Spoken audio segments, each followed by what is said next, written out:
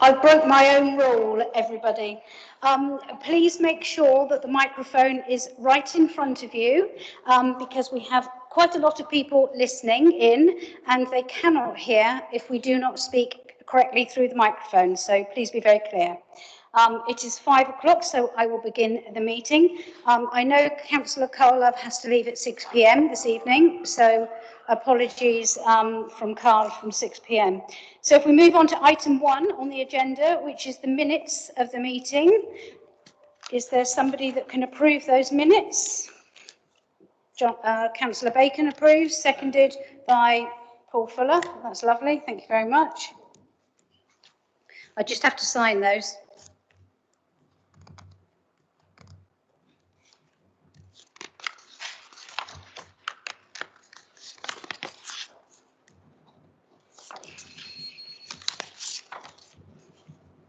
Takes longer when you've got a long signature, long surname.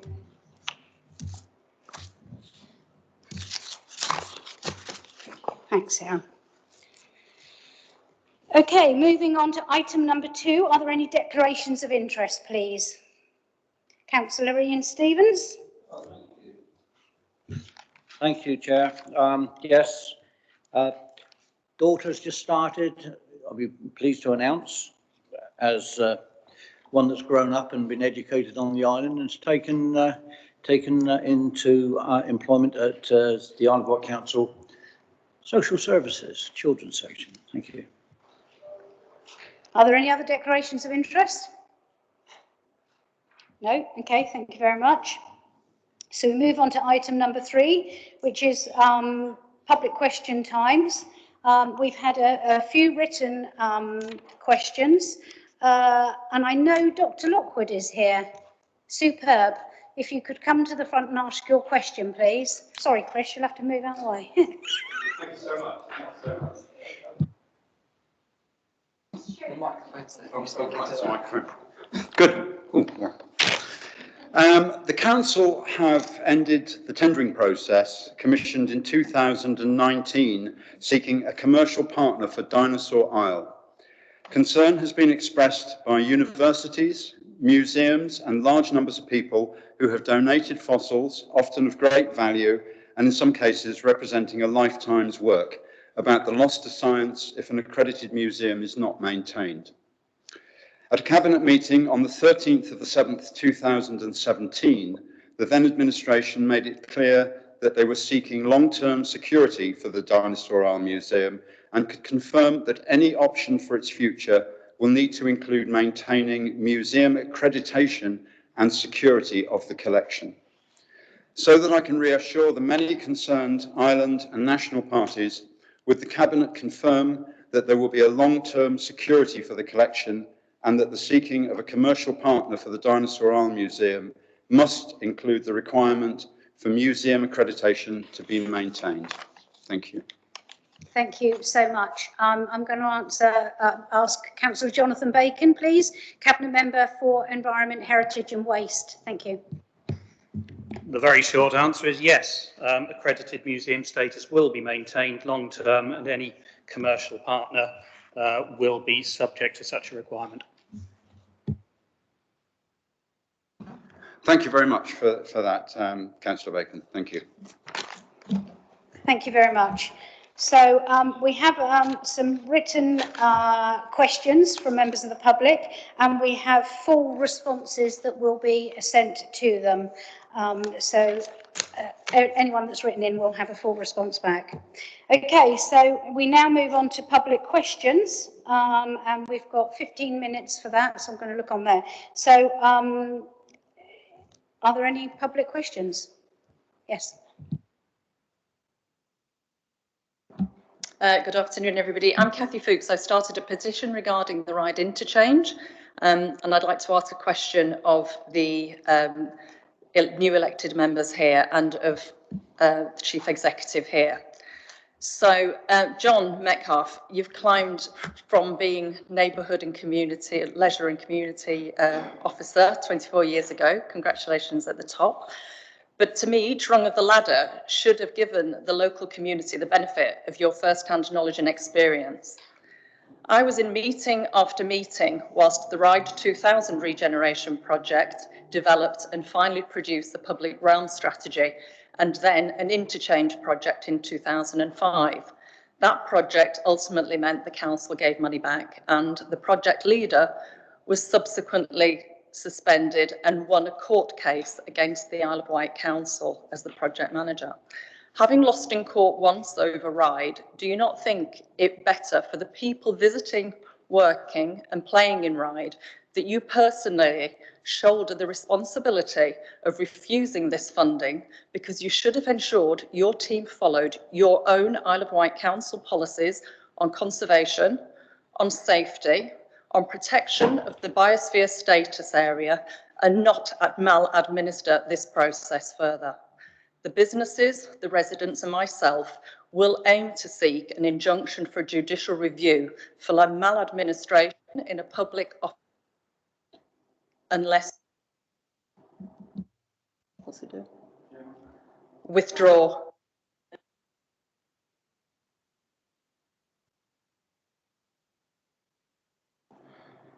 Councillor Ian Stevens. Thank you, Chairman. This is a cabinet meeting. There are other mediums where questions and concerns can be expressed to our council staff. And I think that, I'll dissuade our chief exec from answering that. If he wants to answer it in writing, but don't give this any more airtime, because it is a cabinet. Direct them at the members by all means, but don't try and expose the officers. Thank you. Thank you, Kathy. What we will do is you will have a written response. Thank you. Are there any other public questions? Cameron, Councillor Palin, East Cowes. Thank you, Leader. Firstly, I'd like to welcome much of what the new administration is doing, especially in regards to driving the case to drive down housing numbers. However, I believe an important aspect has been missed. I raised this question at corporate scrutiny on Tuesday, but I feel it's important to raise it here this evening too. As you know, the Isle of Wight is a special case, and I believe that UNESCO biosphere status needs to be used and referred to more heavily throughout the island plan status. The biosphere is a clear directive to draw together policies of human well-being and ecological health into one integrated approach to better island life, that being socially, culturally, economically and environmentally. Therefore, will the Cabinet look into and ensure that the UNESCO biosphere status is referred to more heavily and with greater force throughout the plan, as currently there is little referencing, and I look forward to seeing you do this. Thank you. I'm going to call Councillor Jonathan Bacon, Cabinet Member for Environment, Heritage and Waste. I can only do that because I can read yours. You're close enough. So, Jonathan. Thank you, Leader, and thank you for the question. As Cameron says, this was raised on Tuesday, and I expressed my wholehearted agreement with what he said at that point. And I say that again. Biosphere status is absolutely fundamental to taking many aspects of this island forward, and one of those, a key one, of course, is the island plan. So I have spoken to Councillor Fuller since Tuesday, and he very much takes on board the point as well. There will be increased mention of the biosphere in the version that goes out to consultation. A preamble will be added, and I also very much hope that the biosphere and an increased understanding of what it is and what it can help us achieve will be part of the consultation process. And thank you very much for the question. Okay, thank you. Are there any more public questions? No. Okay, I shall move forward. Item number 4 is Chairman's announcements. All I can say is I seem to be working like 20-hour days, and which is probably pretty much like the rest of the Cabinet. I see emails going out at midnight and 2 o'clock in the morning, so we are all working very hard and lifting up a number of rocks and finding quite a lot of things which will be reported in due course. But thank you, thanks to my Cabinet, you're absolutely superb, great support. Thanks to all the staff that, that have been supporting actually and worked during COVID as well, John, because I know some people are really tired. So thank you very much. I'm going to move on to item number 5, which is the mobile home licensing fee policy. This relates to 6 residential units only. Councillor Ian Stevens. Thank you, Chair, and you're quite right. It is for residential units only. There's approximately, under the within the paper, a number of about 250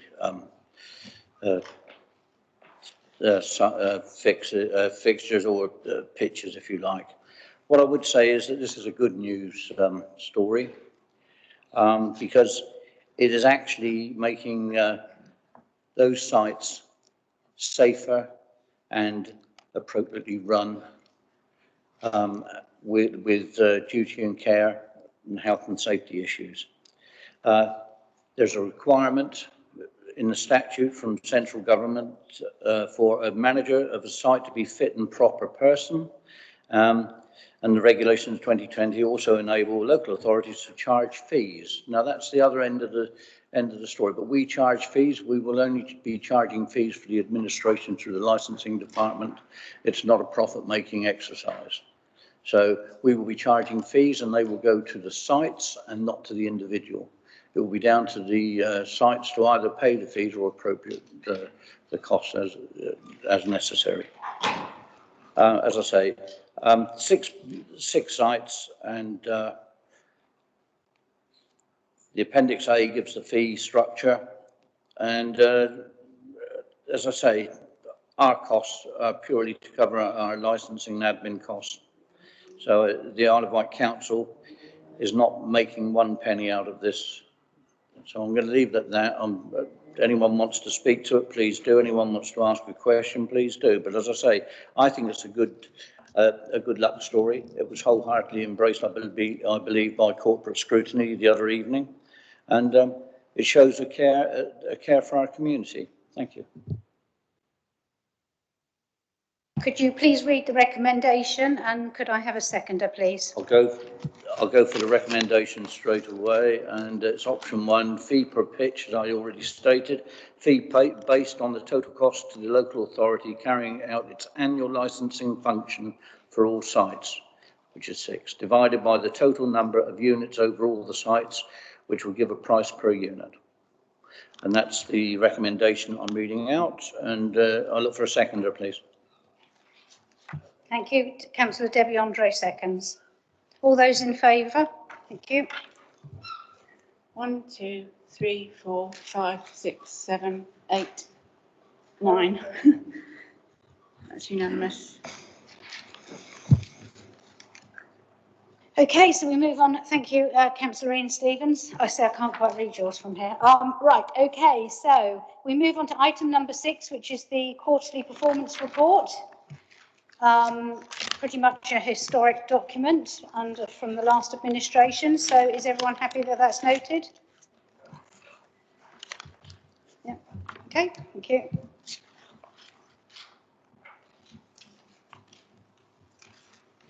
So the next item is number 7, which is the consultation on the closure of the sixth form college.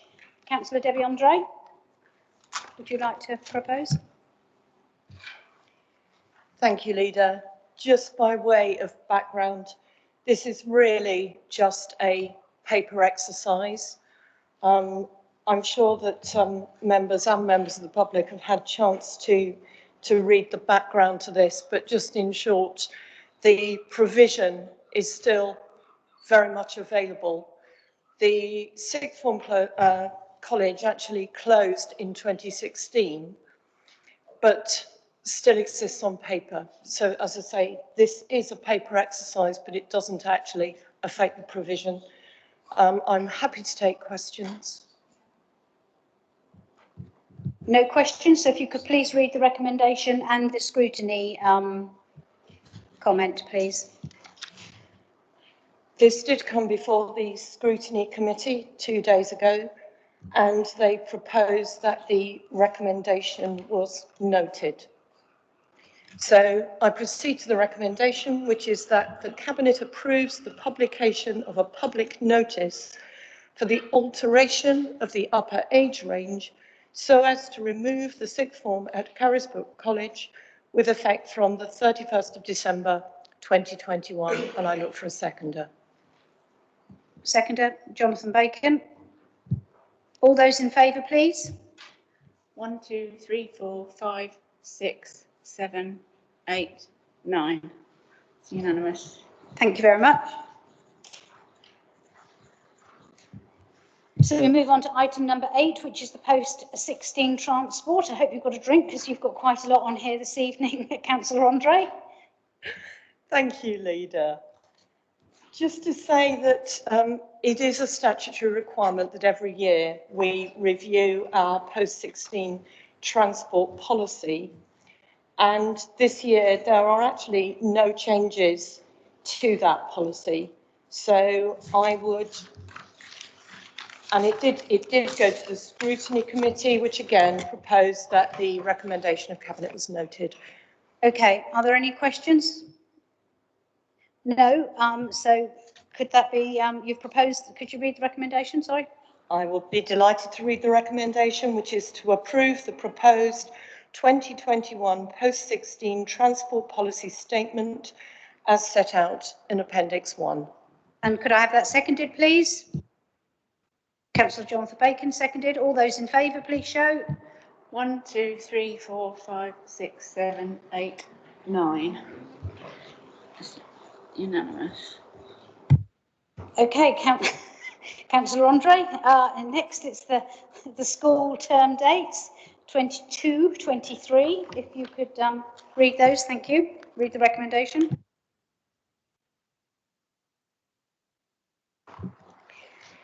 If I may, Leader, this did go to the scrutiny committee, who did actually make a recommendation on this. So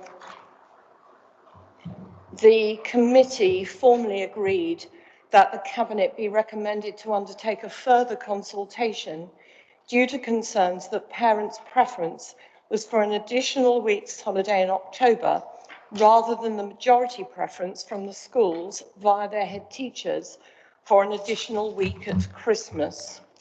So I would like to make the following statement, which supports the recommendation that I'm putting to Cabinet tonight. We consult every year on school term dates by writing out to schools and seeking their feedback. There is no statutory duty that specifies that we must nor how we consult, but there is an expectation that the Council will work reasonably in exercising our duty to set the school year, which has led to a custom and practice of engaging with schools. For the Isle of Wight, the Council only set the term dates for voluntary controlled and community schools, of which there are currently 24. The voluntary aided, foundation and academy schools have the freedom to set their own term dates. The original consultation for Isle of Wight Council term dates for 22-23 commenced on the 7th of January 2021 and closed on the 26th of February 2021. This decision must be made in good time, although there isn't a statutory timetable that has to be followed. There will be teachers who will be wanting to make plans, and we need to give them that certainty. 10 responses were received to the original consultation. In addition, the Isle of Wight Head Teachers Forum responded on behalf of their members, a group well attended by primary heads, but not so much secondary heads. Responses from those schools are included in the Cabinet paper. 7 comments in these responses felt that the 2-week October half-term break needed to be reviewed and/or disagreed with the 2-week half-term. A letter from the head teacher's executive made a strong request for a 2-week Christmas break. Generally, when setting the school year, 2 weeks for the October half-term and at Christmas are not possible without shortening the summer break. There is an expectation that schools will consult with parents, and we are confident that schools are best placed to gather that information. When I was appointed as lead member for education, I asked staff to further explore the feedback that we had received in the original consultation in January and February of 2021. This was done by a variety of means, including going back out to head teachers and asking for their preferences and comments on the 3 options presented in this paper. 31 schools responded. 11 of the schools' responses explicitly refer to staff views, and some detail a vote within their staff. 19 of the responses came from voluntary controlled and community schools for whom the Isle of Wight Council has a responsibility to set the term dates. Analysis of the responses shows that the majority prefer 2 weeks Christmas break. 23 of the 31 responses support having a 2-week, 3-weekend Christmas break whenever possible. Of the 23, 14 wanted to return to the pattern used in most local authorities, with a 1-week October half-term break, and therefore the majority view is being recommended for approval tonight. And I'm happy to take questions. Thank you, Leader. Are there any questions? I think that's quite thorough. Councillor Jonathan Bacon. Thank you, Leader. I did make a brief comment at scrutiny on Tuesday, and I'd just like to support what Councillor Andre is saying. I've been a school governor for 11 years, and there has to be a balance in how you achieve the necessary break for children and staff, and also how you fit in the required teaching. And it's plain from the evidence that has been put forward, but also I'd say from the experience of many, that the greater value is in having that longer Christmas break. And also on a very practical point, as Councillor Andre has said, staff need to start planning. Teaching is a difficult job. They've suffered a lot over the last year, and a nice little bit of support would be to have some certainty that they can take forward into their planning of the curriculum in the years ahead. So I very much support this decision. Are you happy to second? I'm happy to second it, yes. All those in favour of the... I think I need to read out that recommendation, which is option 1, to approve the proposed calendar for term dates 2022-2023, as stated in Appendix 3. Thank you. And that's seconded by Councillor Bacon. And all those in favour, please. 1, 2, 3, 4, 5, 6, 7, 8, 9. Thank you, Councillor Andre. I think the next one's yours too. Shall I continue, Leader? Yes, please. Okay, the next paper that we're looking at is the amendment to the academic year term dates for 2021-22. This has come about because of Her Majesty the Queen's Platinum Jubilee. So it's purely an amendment and an updated calendar for the term dates as set out in Appendix 2 that we are being asked to consider. And I'm happy to take questions. Thank you. Are there any questions? No. Could you read out the recommendation? I will go to the recommendation, which is to approve the proposed updated calendar for term dates 2021-2022 as set out in Appendix 2. Seconded by Councillor Bacon. All those in favour, please. 1, 2, 3, 4, 5, 6, 7, 8, 9. Thank you very much. It's still you. Decision paper for the specialist provisions for September the 21st, an update on public consultations, please. Thank you, Leader. Just to prove that my staff and I have been incredibly busy, and I'm very grateful to them for all the hard work that has been put into this. This is very much a good news story. It sees additional SEN special needs places with 8 places for primary pupils at Braden C of E that have complex learning difficulties with or without speech, language and communication needs. And in addition, 15 places for pupils with social, emotional and mental health needs at Medina College. I think it speaks for itself. We're well aware that, that we do need to provide high quality provision for our special needs pupils, and I'm delighted to bring this paper forward and happy to take questions. Thank you. Are there any questions for Councillor Andre on this paper? Nope. Okay. So when you can you read the scrutiny comment and then your recommendation, please, Councillor Andre? I'm delighted to say that the scrutiny committee welcomed these proposals. So thank you for that, Chief Executive. Okay, and if you could read the recommendation. To go to the recommendation which I'm putting forward, which is option C, which is to increase the number of resource provisions by 2, with 1 at Brading Church of England controlled primary and the 2nd at Medina College, as outlined in this report, and both resource provisions agreed. And that's seconded by Councillor Bacon. Okay, all those in favour, please show. 1, 2, 3, 4, 5, 6, 7, 8, 9.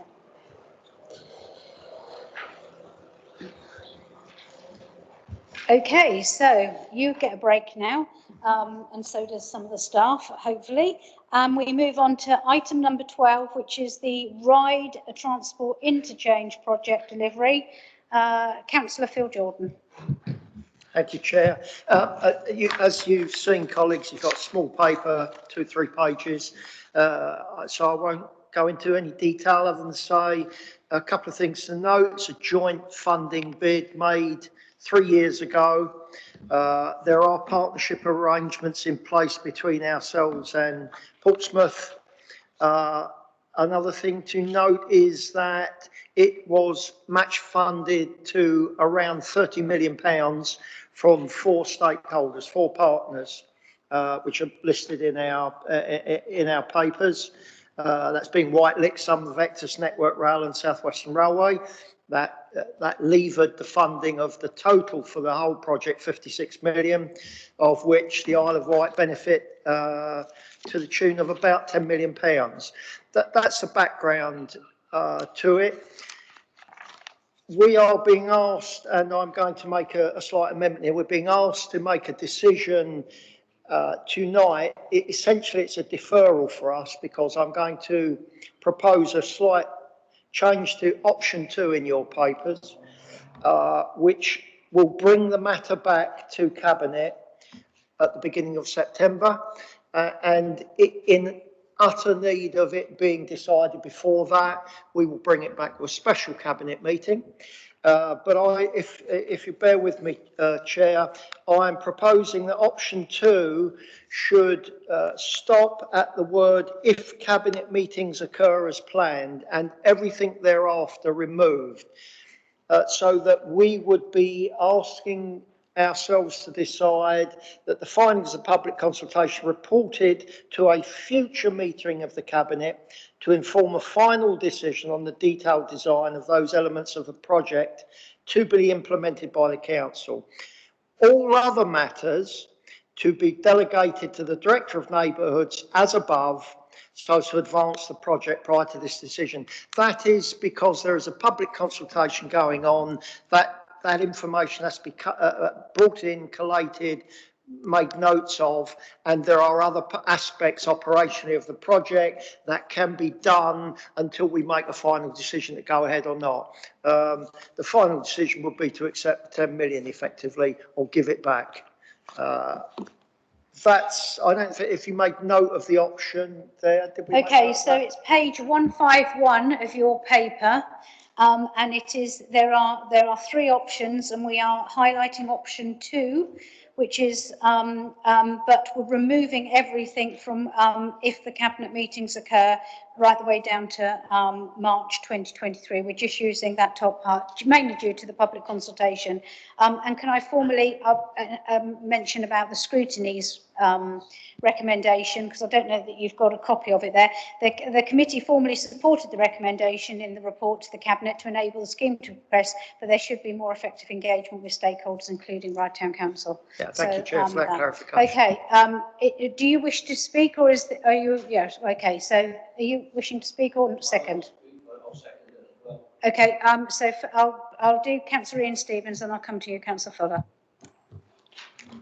Can I just say that, you know, we've taken on board what corporate scrutiny have said, but we would have facilitated the same option, I feel sure, because we're going out to consultation. The people of Ryde and indeed the people of the Isle of Wight have a voice. Let's hear it. Let's collect the data in. Let's see what's said. Let's get it evaluated. And hopefully, let's start to try and move things forward. But it's very appropriate that it comes back to Cabinet and is not forwarded on as a delegated decision. I think that that's it.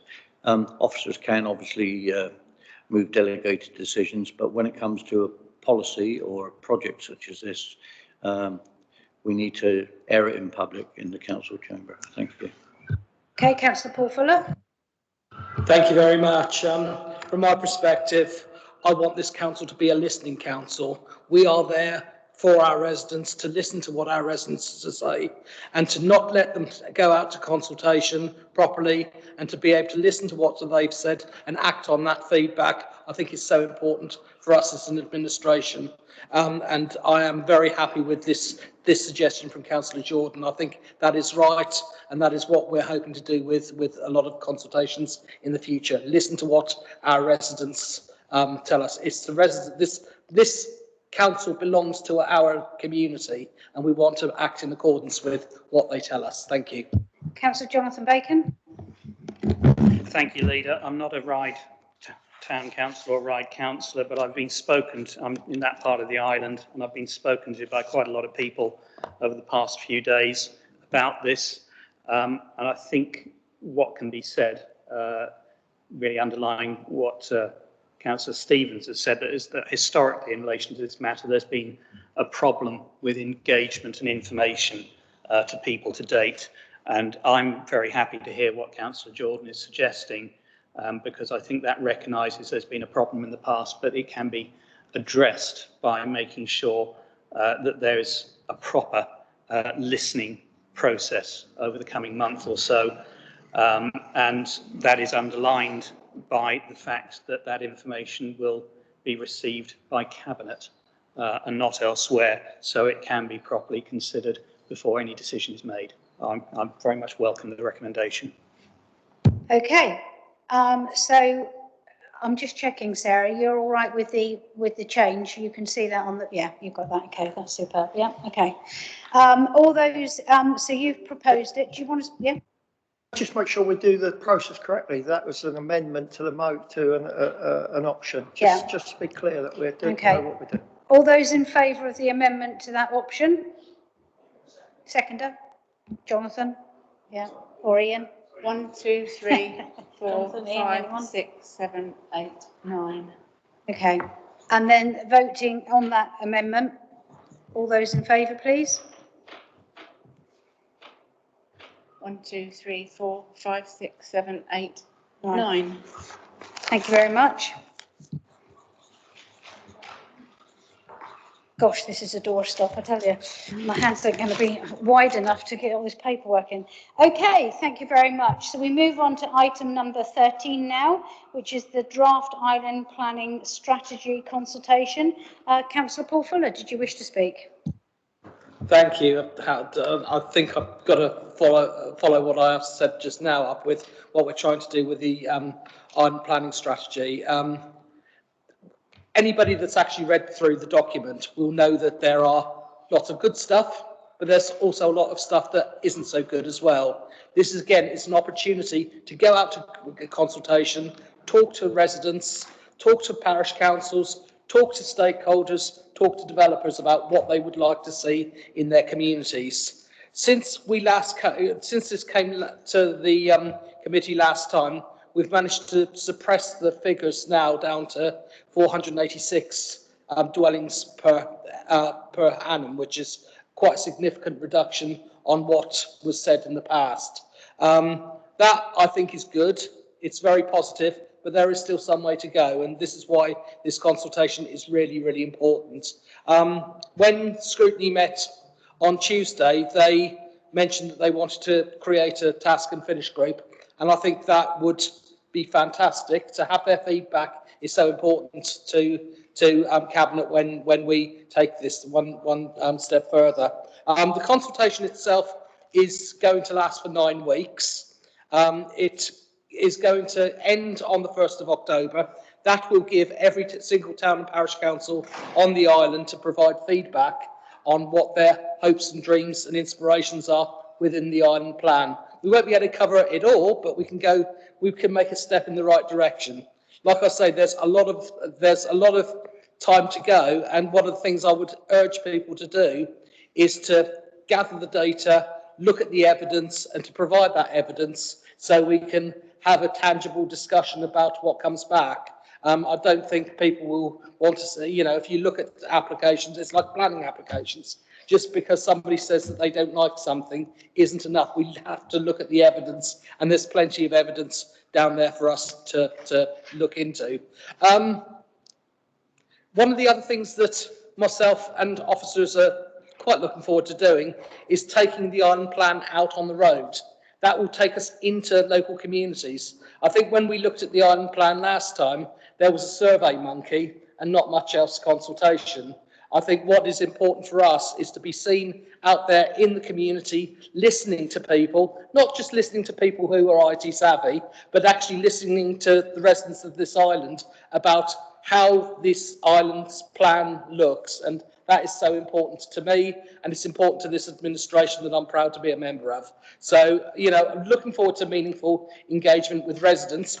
Before I finish, I would like to say a very, very big thank you to James Brewer, who is the key officer that has been collating a lot of this work. One of the things that we asked when we took the reins as the administration was we said to officers through the Chief Executive is that we wanted the island plan accelerated. That was something that the Chief Executive took forward, and I really welcome that guidance and support from officers for doing that. That is something very, very welcomed. Again, we need to be able to move forward. At the moment, our planning document isn't that good. It's out of date, and it gives a free rein to things that we want to see on the island, that we don't want to see on the island. Let's put power back into the hands of the people and get this on the road, consulted upon, and move forward. I've got a recommendation, which is at the end of it, somewhere in this document. Got to find it now. It's page 161. Thank you so much, Chairman. And that is option 1, to agree the revised draft on planning strategy is attached for public consultation to run from the 30th of July until, I think it's now the 1st of October. I think it has been amended on the paperwork that I've had. I don't know whether the Chief Executive can confirm that, but I think it was the 1st of October to give the whole of September the ability for town and parish councils to engage on. So it's the 30th of July until the 1st of October, and to delegate any final editorial and presentational changes to the island plan strategy to the Cabinet Member for Planning and Housing and the Director of Regeneration, so long as they do not materially alter the intention of the version agreed by Cabinet. I think Mr. Palin has mentioned about the biodiversity status. Myself and Councillor Bacon has looked at that, and there will be probably more meat on that at the within the document. So I'm looking forward to that going into the strategy as well, that will go out to consultation on the 30th of July. Thank you, Chair. Could you just read out the recommendation from the scrutiny, please, as well? Oh, yes. The recommendation from the Scrutiny Committee, which I am in full support of, is that a task and finish group would be established by the committee to include councillors from the Policy and Scrutiny Committee for Neighbourhoods and Regeneration to formulate a submission as part of the consultation process, and this be reported to the Corporate Scrutiny Committee at its meeting on the 7th of September for approval. And you've read your recommendation. Is there a seconder for Councillor Fuller's recommendation, please? Oh, right, actually, Councillor Jonathan Bacon wants to come in first. Don't worry, I'm not going to bang on about biosphere status again. I've done that enough. I think what I'd just like to underline is Paul Fuller's effectively said it. This is not about putting a final version out and trying to get people to agree with it. I'm very pleased that what it's about is about putting out a discussion document, having that discussion and listening and allowing the time for that discussion. And I'd hope as part of that, and I'm sure Paul would agree with this, planning is complex, it's difficult for almost anyone to understand. So I'd hope that there's also the option to put out more information as is necessary as the discussion develops, so that people can be aided to the best understanding of what this is all about, and therefore enable as much engagement and comment as possible, which will feed into the process. So I'm very happy to second and support. Councillor Julie Jones-Evans and then Councillor Carl Love. Thank you, Chair. And I just want to say thank you very much to Councillor Paul Fuller and the whole team at Planning, because I know this has been a real serious piece of work that has been brought forward, so we're able to go forward to the consultation and an extended consultation period as well, which I think I'm really grateful for that. And I think the Island is grateful for the fact you're going to be going out on the road and really engaging where people live. It's not always possible to go on a survey monkey, doesn't really mean much, but talking to someone face to face and seeing plans is really, really helpful. And from a regeneration perspective, it's really important that we do have an island plan in place, because it tells people, people are willing to invest in the island, what we want and where we want it.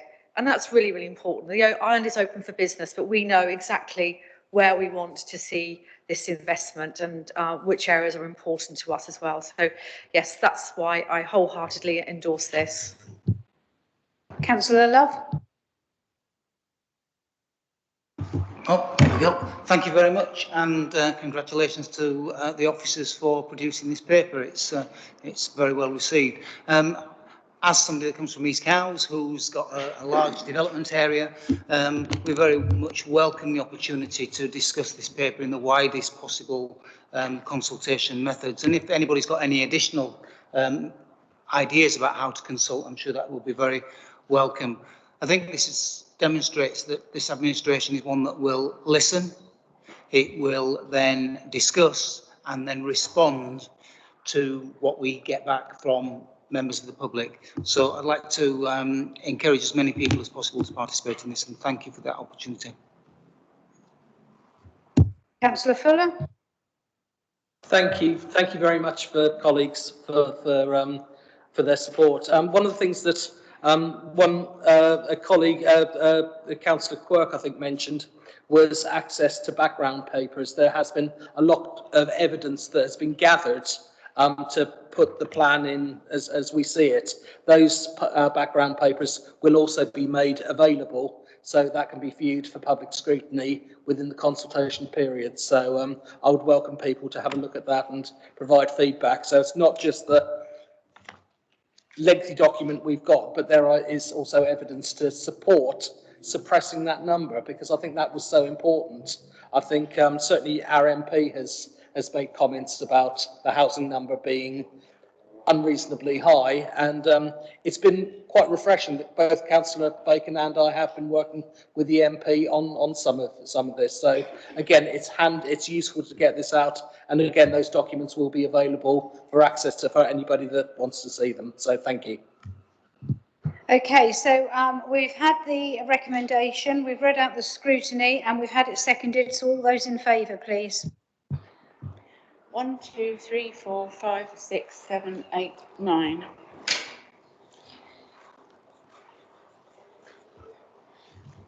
Okay, so we move on to item number 14, which is the contribution to development of Southampton City of Culture. That's Councillor Julie Jones-Evans.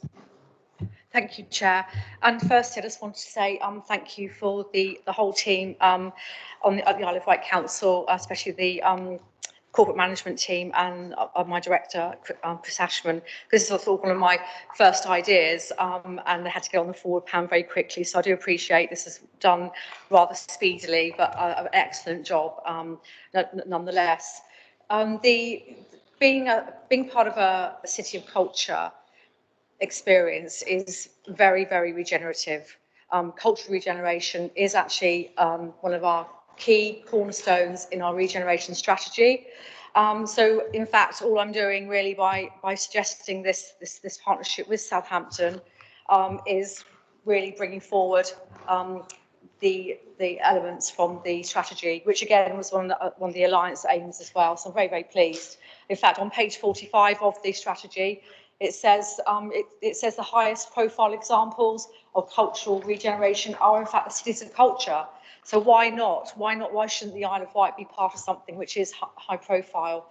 The cultural and environmental assets of a place, really, they give us our sense of identity, and we've shown that through our place plans that we've done in Newport and Ryde and Cowes and Northwood, that really understanding who you are through your place is actually helps you understand who you are, and it gives us that sense of belonging and a sense of pride as well. So joining up with Southampton, who are our near neighbour, really is a natural fit. And when Councillor Bacon and myself met with the bid director, Claire Whitaker, a few weeks ago at Osborne House, she was actually overwhelmed with the amount that we could bring to the party. In fact, I think she had to really sort of tone us down. It was so overwhelming. So it really is a very, very exciting opportunity. Just put the timeline out for you. So the bid from Southampton, it's with its associated partners, which I hope tonight will be agreeing to become one. That will be going off to government on Monday. In September, there will be all the applications will then be whittled down to the top 6. Then we'll have to put in the full business case bids, and that will be in by November. In January, the final 2 will be decided, and then in May next year, the final City of Culture 2025 will be announced, which I just know is going to be Southampton, because they've been working on this for 2 years. They've got a fantastic team, and they've done a load of work. So to be part of all this is exciting for the island, and we will no doubt, like Coventry, even the years before, they're the current City of Culture, even the years running up to it, they were having lots of inward investment and more jobs created and really elevating their status. So it's all good news as far as I'm concerned. So I wholeheartedly would like to bring this to the Cabinet's attention to support. And Chairman, just to say what a corporate scrutiny said on this item on Tuesday. The committee welcomed the significant opportunity afforded by the Council's involvement and fully supported the proposed recommendation of Cabinet. So that was endorsed entirely by corporate scrutiny. Thank you. So I'll just go on to the recommendation if you would like. So it's in 3 parts, so just bear with me. It's on page 372 of our Cabinet papers. So the first one is to support the Southampton 2025 expression of interest for the UK City of Culture bid by confirming the Isle of Wight as a regional partner and providing an initial £10,000 contribution for this purpose from within the existing budgets available for strategic partnerships.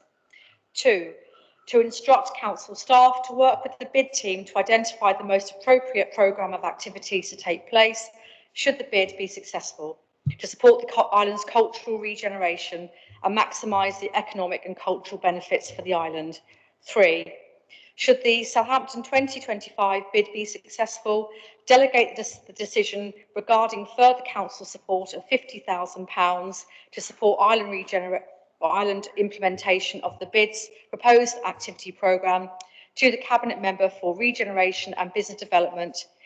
Then the additional funding as a regional partner of £10,000 per annum for the 5 years up to and including 2026 be the first call on the council's regeneration budget in each of those years. So just to clarify that last piece, if Southampton are successful, would we then be asked to give £10,000 a year every year up to and including the 2026? I hope that's clear. So happy to take any questions. Maybe with Councillor Bacon to say anything, because obviously it's kind of a double-hander with him. Councillor Bacon. Thank you, Leader. Thank you, Julie. Julie said pretty much everything. This really is an opportunity not to be missed. If you look at the figures about what the status did for Hull a few years ago, if they can get 300 million worth of extra tourism, goodness gracious, what could we do? I'm particularly pleased that this is something that would support, so I am going to say that word again, the biosphere designation and more widely our environment and also the cultural regeneration, because obviously that's part of my portfolio. And that, of course, is based on our amazing cultural heritage. As Julie says, we had a discussion with the bid director and she started asking questions and we were off. So we started talking about Keats, Turner, Tennyson, all the festivals. I think the thing that might have clinched it was when we mentioned David Bowie did his first and last UK performances here. She was a big fan. I think that possibly sealed the deal. But so I'm going off on a tangent slightly. This is an amazing opportunity. Julie did the hard work. I've supported her a bit as necessary. And if we can take this forward and be part of this, it will be amazing for the island. Okay, and I would agree. I was on a boat in Manhattan when I said I came from the Isle of Wight, and they mentioned, oh wow, you had Jimi Hendrix playing there, and it's like, really? I thought that was a bit random to be going across there. So yeah, this is all very positive. Councillor Ian Stevens. And I was in Las Vegas and someone said, you come from the Isle of Wight? And I said, yes.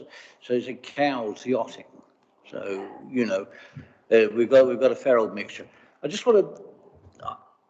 want to pull things back, but can you tell me, and I think I know the answer, is there a pot of gold coming from central government to assist us with taking our side of the deal forward, or are we going to be dependent on going out there, raising money, doing road shows, and as we always do on the Isle of Wight, fight our own fight? If I may, Chair, I think we'll be getting to that stage. So the final 6 will each get £50,000 to help put their final business cases together. I think that's the point where we'll be looking about how the Isle of Wight is going to pull this together. But I've already been speaking to the Venture South, who are the lead body for the Island Collection. And that's basically all our arts and cultural institutions and organisations all under one umbrella, including like the film unit, and you've got Timbola, Key Arts, Ventnor Fridge, you've got the whole lot in there. So I think there's going to be a great coming together, and there'll be a lot of sort of volunteering as well coming forth. But I think what Southampton are looking to do is to do a sort of picking on a few of the themes they're bringing forward. So Councillor Baker's already mentioned the music. They're very, very keen on the music and our music heritage. And of course, we've just got Platform 1, we've just got BTEC College of the Year, it's fantastic. So we've got our history and our present as well. And then obviously the biosphere, sort of the blue and green, they're very interested. So our maritime heritage, you just mentioned Cowes Week, and of course with the Royal Collection at Osborne at East Cowes as well. So we have got a lot, but I think so might be some partner events going on. So there might be the same event in Southampton and on the islands. There'll be people encouraged to go to both. But we can also do our own programme as well. We'll have plenty of time to do it. And I don't mind making a few cakes and having a cake sale if necessary. But I think it's something that Ireland will really get behind. And we have got for instance, like 30% of our employment on the island is in the cultural sector, and that's double the national average. So we've already got a great base to go from. And of course, my initial thought was, right, Islander culture. And then I realised Southampton were doing it, and way down the road, so I thought, well, I'll go and pester them and see if we can join them instead. Sorry, you've got me on one now, Councillor Stevens. I like to be enthused. I think it's a brilliant opportunity. I really do. But I want people of this island to realise that what we put in, we're going to get out 300-fold. And that's the thing. So it's going to be an island community driven. The Isle of Wight Council's on board, which is great, but let's make sure that other organisations come in behind us and take forward and get that traction, that motion going forward, because we'll make a hell of a success of this. We've got such a variety of cultural and heritage on this island. May just back that up, we just said, Councillor Stevens, it's also very, very important for Southampton and for us is that it's very inclusive. And this has actually been a theme that's been in other cities of culture. For instance, in Hull, 9 out of 10 families went to one of the events, and and Southampton do lots of inclusion workshops. So it's all part of the kind of levelling up agenda as well. And we need to, you know, for me, regeneration isn't just about building things and creating jobs. It's about bringing the whole of our community up, and especially with our pockets of deprivation we have, which I'm never going to forget. We've got them in Newport, we've got them in Ryde, we've got them in Ventnor, and we need to remember that we are sometimes a tale of two cities, if you like. Okay, I'm going to move on to the vote because I think we've discussed that for far long enough. All those in favour? 1, 2, 3, 4, 5, 6, 7, 8, 9. That's agreed, and with Julie there, I'm sure we're going to get somewhere. Okay, so I move on now to item number 15, which is the Cabinet Member announcements. Councillor Carl Love, I know you want to go, so I did that very well, getting you in on that. I think that's fantastic. We've flown through this agenda, haven't we? I didn't expect to be able to say anything at all, but thank you, Leader. I've got 3 quick things to say. Firstly, a massive thank you to everybody who participated in the opening and the development of Howard House, which happened last week. So that's 17 units for 17 people. And what we really hope to do there is provide high quality support and intervention. I think it's really important to say that a lot of people have worked really hard on that. We are in the middle of a housing crisis on this island, and we recognise that, and this is one development in many. Of course, I have to say that, you know, we have to recognise that Clare Mosdale was significant in that, driving that forward at the time. Howard Durham is who the centre was named after. He died on the streets of Ryde in spring 2017. He also came from East Cowes and was an accountant in his previous occupation. So it just demonstrates how people need support at all different points in their life. The second thing is just to mention that the Health and Care Bill had its second reading yesterday, which will have significant impact for right across the United Kingdom on our adult social care, because it will actually then come under the Care and Quality, the CQC Care and Quality Commission for inspection in the future as from 2023. And I think that's really important, because that will give some level of assurance to the people of this island that we are going to be inspected and required to be at a certain level, at a certain place. And I just want to say that is really important. That's a positive step forward. And the final thing I just wanted to say very briefly is that there's been a lot of discussion about COVID-19 and vaccinations. So compulsory vaccinations for care home workers on our island. We currently have, as of the 1st of July, 84% of all our care home workers who have received the first vaccination, and 79% have received the 7th vaccination. So we're really on track for that.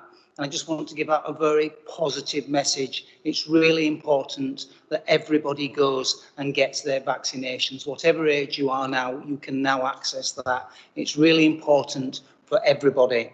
And also, if you're travelling both on or off, travelling to or off the island, please have a lateral flow test before you go anywhere to help protect our island so that we can easily track and trace if necessary. So thank you to all of the staff within adult social care, housing and public health. Thank you, Councillor Love. If you could switch your microphone off and we will allow you to escape. Thank you. Councillor Jeff Brodie. Thank you, Chair. I wasn't going to ask anything tonight, but after Carl's contribution there, I'd just like to ask him if he would agree, given his remarks about Howard House within my ward of Pan and Barton, would he agree that it is imperative and important that the provision of such facilities to address the needs of homeless people requires the positive approval of local residents, residents like mine who did not object to this facility in any way whatsoever, unlike so many other parts of the island where houses of multiple occupation for homeless people, etc., are opposed so vehemently. Does he not agree that Howard House would not be there if it wasn't for the fact that my residents welcomed homeless people into the community? Thank you. I have to say they were there. Some of the residents were there, and I had a good old chat with them, and they were fully supportive. Councillor Love? I would agree, absolutely, that opening any provision needs the support of the community to drive it forward. And I think that, I commend the people of Pan for engaging with you and with others in moving this forward. And I hope that it's the beginning of a bigger future. People don't really know, but when I first came to the island, I was climbing through squat windows late at night as part of my work at that time for the Youth and Community Service to support people who were homeless. And so for me, seeing Howard House opened, irrespective of whoever drove it forward, it's a really positive step in the right direction. And I thank the people of Pan and other people, and particularly the officers, for opening that. And I must now leave. I apologise for that. Okay, so Carl got in quite quickly there because Councillor Love did, because he needed to rush off. I just wanted to make a thank you, really, not only to my cabinet, but the extended of our group for their absolutely support, but also to the public. I know a lot of people are online watching and listening. I know a lot of people are contacting us. I apologise if I can't get back to everybody, but I am receiving over 300 emails a day, and it's really hard to keep on track. But I just want to thank everyone. The public support has been phenomenal, and I just hope I can sort of stay in their thoughts because I need it.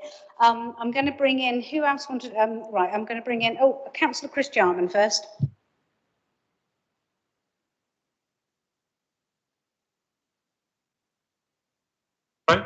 Just 4 things to bring forward today. First of all, to advise that we continue our examination of Isle of Wight Council finances, assets and investments, including all of the related strategies and policies. And I'd like to thank all of my fellow Cabinet members for their continued support in that direction. It's a lot of detailed work that we're trying to do. We're trying to find a way forward through them. We're only part of the way through that. There is a way to go. I'd also like to thank very much to Wendy Pereira, the senior staff and our audit in their support of those endeavours. The second thing to bring forward is to advise that we are expanding our Kickstart programme. It's something the Isle of Wight Council has been involved in before. We're adding 45 new placements to that, and an announcement will be coming out very shortly. It is a national initiative. It is government funded. And it does bring forward young people who have been on benefits into the workplace, and we have a programme to support them once they come on board here with the necessary familiarisation and training. I think a very essential thing and a key role that the Isle of Wight Council plays. The third item is to advise that under our corporate relationships, we are initiating a capacity review with all of the utilities involved on the Isle of Wight. Many will be familiar with issues we've had with electricity, with the inverters, and perhaps more imminently with the water and sewage issues around the island. The review will encompass all of the utilities. It is supported very strongly with our MP, and we're very pleased to have his support on the programme. The first of those relationship discussions is kicking off with Southern Water. Our MP and his team have arranged for some senior executives from Southern Water to come over, and we will be getting data from them about the capacity of their network and their future planning details, particularly where there are bottlenecks and restraints. And of course, those capacity reviews are quite essential to be fed into our island plan. You know, we can't continue to build houses unless we can support them with infrastructure. So a very critical component. The final one is simply to say that further to the review and recommendations of corporate scrutiny in the last couple of days and some work within our legal services team, we are going to be revising some of the work methods by which legal cases are dealt with at the Isle of Wight Council to optimise the processing of them and to centralise that within our own legal services department. Our legal services team and our monitoring officer are reviewing some of the word changes that will be necessary to bring those forward, those changes into effect. And those will probably necessitate a brief item for council in the future. Thank you. You've been so busy, seriously. Thank you very much. Again, fully appreciate everything you're doing. If you can switch your microphone off, please. I'm going to bring in, who wanted to speak next? Councillor Judy Jones-Evans. Thank you, Chair. And just following on from Councillor Love's update regarding Howard House, just want to say that just want to sort of thank the regeneration team for the work they put in to make that happen as well, the project management. Some regen do, you know, our team Isle of Wight and do help across directorates, so but sometimes they don't always get the credit. So I just wanted to just give my personal thanks to making that happen, which is actually a fantastic development to address our homeless situation.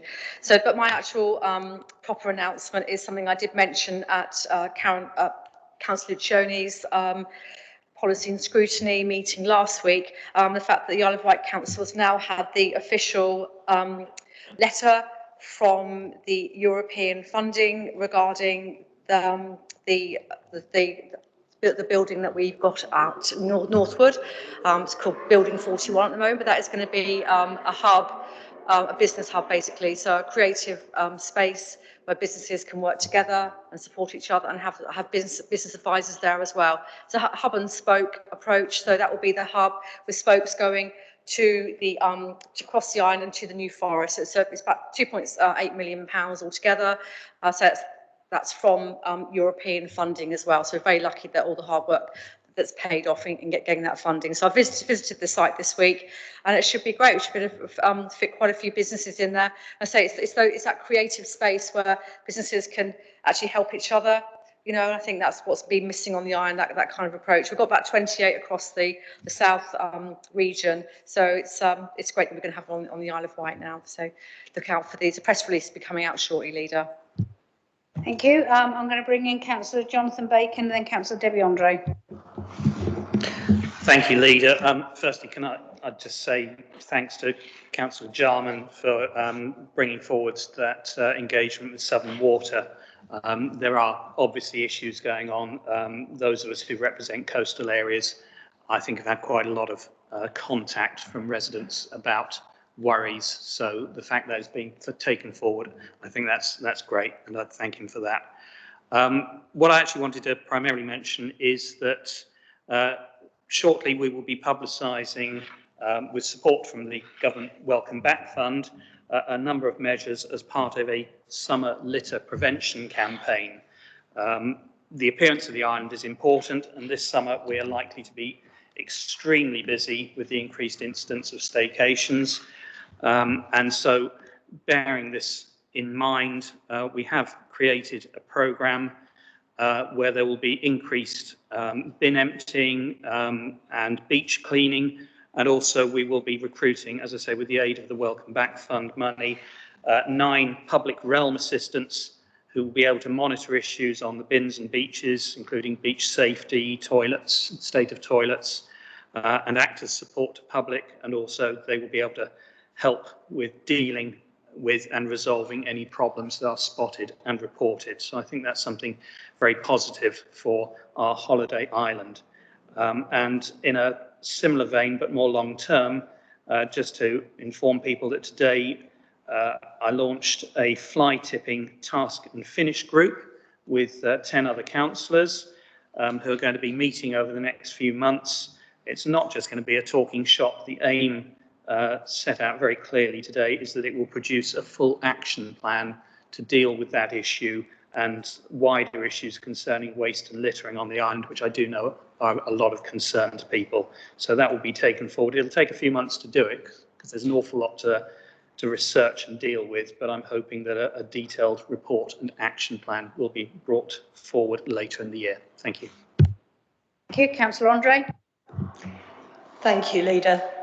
As we're now coming to the end of the school year, what's been, I think it's fair to say, a very, very difficult year for all of us, I would like to praise highly our teaching professionals, parents and students for their outstanding efforts to all pull together throughout these challenging times, which has enabled our island children and young people to continue to receive a high standard of education, whether that be remotely or within our schools, and to wish them all a very happy summer holidays. Thank you. Here, here. Good summer holiday for us too. Not. Councillor Phil Jordan, and then I'll do Councillor Ian Stevens. Oh, sorry, Ian. Thank you, Chair. A brief update. Just so that people are aware that this is ongoing, that we continue to work towards the management of the PFI in a partnership way, trying to move away from dependency on the contract to resolve disputes and put service delivery at the centre of that. That process has started. We're conducting a speed review. It's important that all of us understand that, because one of the things that my email box has plenty of is requests for 20 mile an hour from town and parish councils mainly, but also from members of the public. And as I mentioned at, I think the previous cabinet meeting, that work continues probably till next end of this financial year, and that we cannot and won't be making decisions about individual schemes until the whole picture is in, and some idea of costs involved and priorities and so on. Third thing is we continue to look at the floating bridge and options for that coming forward. I will say no more than that at this moment, but it hasn't gone away, and we're very much working on suitable options. And the final thing is, you may have noticed that a bid to the Department of Transport has gone in for extending the railways on our island. 3 phases: Ryde to Newport, phase 2 Newport to Ventnor, phase 3 Newport to Cowes. Big bid, big money, and we wait to hear how the Department of Transport reacts to that bid. But stakeholders, not the Isle of Wight Council, we're part of a partnership and stakeholder group. Thank you, Chair. Thank you, Councillor Ian Stevens, and then Councillor Paul Fuller. Stage 7, a train to go from Ryde Esmond down to the pier head, but that's another story. Great stuff. Right, I've got 2 or 3 things. It's not an onerous task to talk about things that are coming to the island. Now, part of my brief, in case people don't know, is public safety. It takes in the Police and Crime Commissioner and indeed community safety aspects. I was at a Police and Crime panel meeting over the last week, and I spoke with the new Police and Crime Commissioner, and she actually said to me that, she was going to focus a lot more on the Isle of Wight than has been focused in the past, because I mentioned about levels of policing and the lack of police stations, and therefore the sales that people can be put into. And I said, Ryde is there and waiting, just waiting to be staffed and opened. Oh, we'll fill it up, not me and you, but I just think that, that's good that we've got someone now in Donna Jones who's actually said that she'll come over. So you've already met her leader, and she's prepared to take that on. Now, that's going to cost money, as I pointed out, and she said that she'll factor everything in. So I said, right, that's good. Moving on from the Police and Crime Commissioner, I I've been over at Hampshire Fire and Rescue, or Hampshire and Isle of Wight Fire and Rescue, shall I say.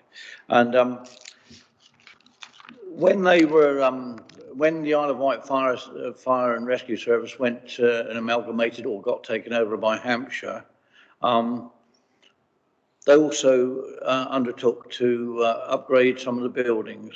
And after a meeting over at the Eastleigh headquarters, I spoke with the Chief of Fire and his first officer, and was given the undertaking that he would be attending to those repairs and maintenance that they gave assurance that they would do. And since then, they've issued a press statement. So it probably didn't hit the Isle of Wight shores, but I can tell you that I've made sure that we get what we were promised in that area. The other thing is with my national local government association chair of Fire Service Management Committee and the Fire Commission for England, we're going forward with the spending review to the Home Office, the Minister and central government, to the Treasury.